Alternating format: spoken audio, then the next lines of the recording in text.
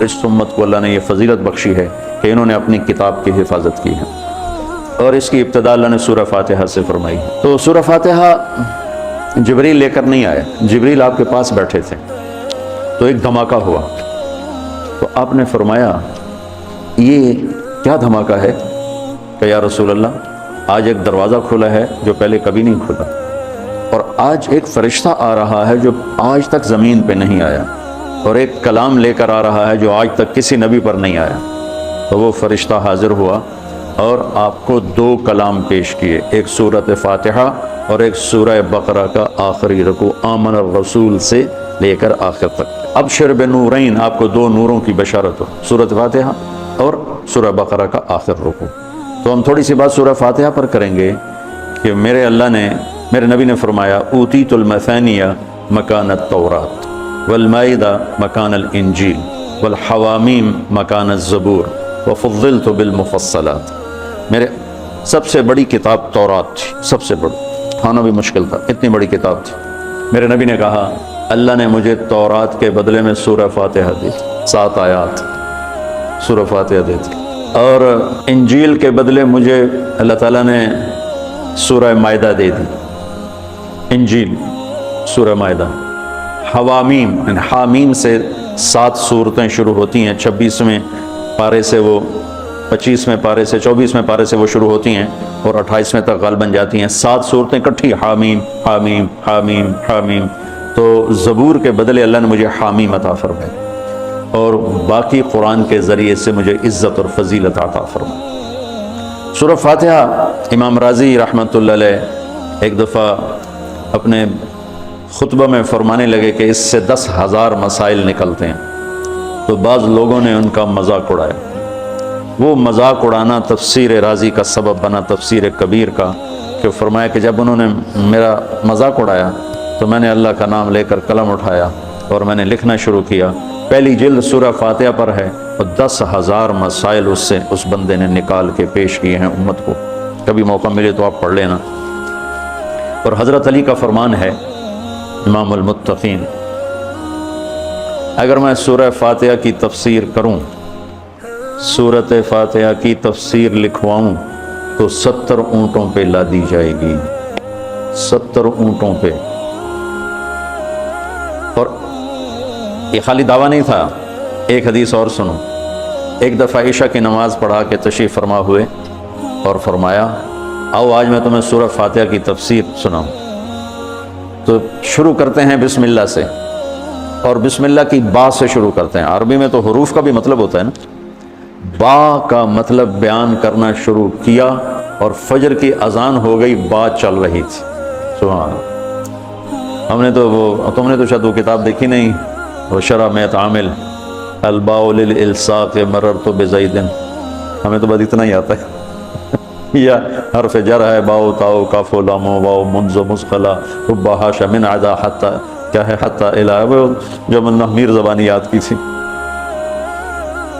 تو سورۃ فاتحہ سارے آسمانی کلاموں کا، جتنے آسمان سے کلام اترے، کتابیں اتریں، اس کا خلاصہ ہے قرآن، اور قرآن کا خلاصہ ہے سورۃ فاتحہ، اور سورۃ فاتحہ کا خلاصہ ہے ایاک نعبد و ایاک نستعین۔ ایک اور طرح، سارے آسمانی کلاموں کا سردار ہے قرآن، اور قرآن کا سردار ہے سورۃ بقرہ، اور سورۃ بقرہ کا سردار ہے آیت الکرسی، اللہ لا الہ الا اللہ۔ تو آسمانی علوم کا خلاصہ قرآن، اور قرآن کا خلاصہ سورۃ فاتحہ، اور سورۃ فاتحہ کا خلاصہ ایاک نعبد و ایاک نستعین۔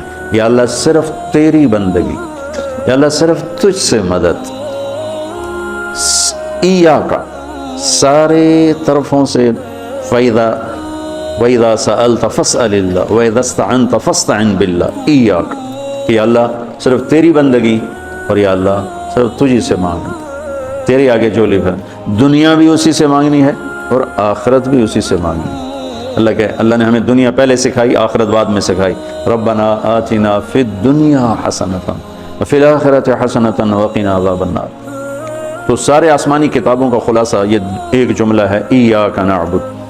اور بندگی صرف نماز نہیں، بلکہ پوری زندگی اللہ کی چاہت میں گم ہو جائے، ڈھل جائے، اور ہر ضرورت میں اللہ اس کی طرف ہاتھ اٹھے، مخلوق کی طرف ہاتھ۔ ایک ہوتا ہے ایک دوسرے کی مدد کے لیے، بھائی اپنا ٹریکٹر دینا یار میری، ہمارے یہاں ہم نے اپنی مثال دینی، جب ایک دم زمین تیار کرنے کا وقت آتا ہے تو وہ 3 ٹریکٹر بھی کافی نہیں ہوتے، تو ہم کہتے ہیں جی ذرا اپنا ٹریکٹر بھیج دینا، ایک ہی دن میں ہماری زمین ساری تیار ہو جائے۔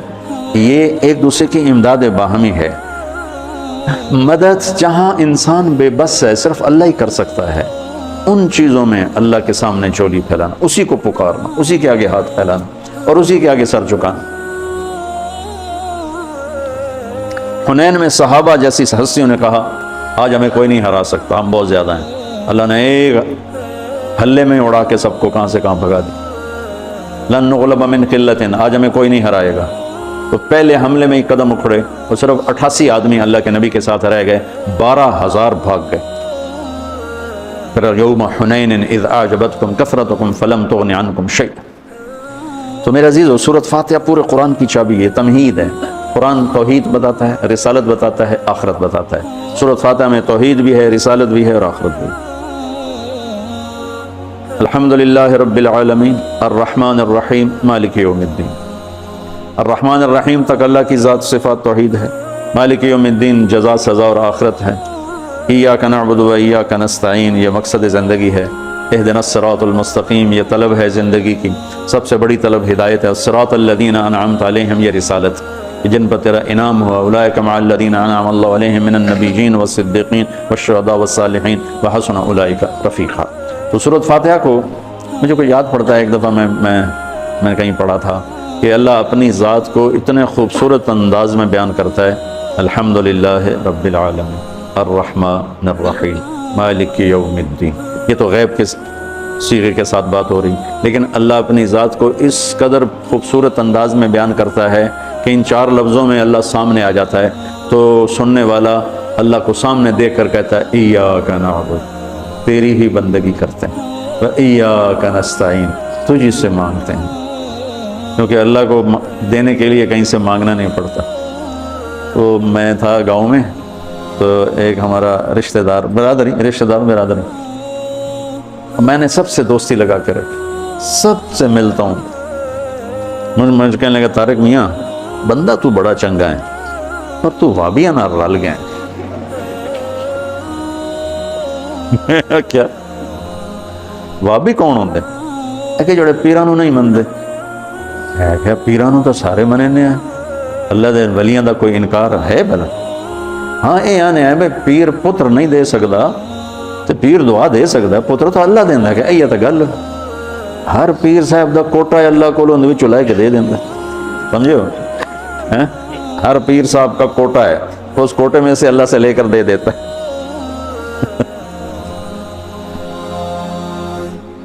علم باج کرے فقیری کافر مرے دیوانہ ہو، ساسے وریاں کرے عبادت کرو اللہ تو رہے بیگانہ ہو۔ سلطان باہو رحمت اللہ علیہ کے 2 بول ہیں۔ تو ابراہیم علیہ السلام نے آگ میں جاتے ہوئے جبریل اور ہوا کے فرشتوں کو کہہ دیا تھا اما الیک فلا واما الی اللہ فنعم ایاک نعبد و ایاک نستعین۔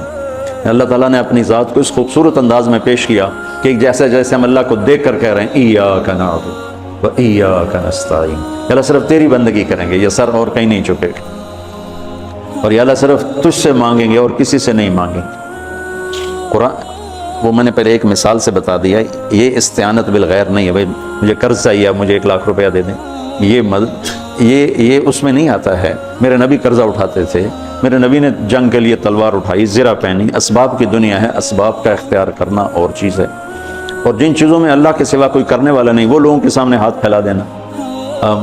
ہم لیا گئے تو وہاں ایک پیر جگی گدی تھی، تو ان کے پیر صاحب سے ملاقات کی، انہوں نے بہت محبت کی، تو ہم فاتحہ پڑھنے گئے تو وہاں ان پڑھ عورتیں بیٹھے، پیر جگی پتر دے میں آ، پیر جگی پتر دے میں آ۔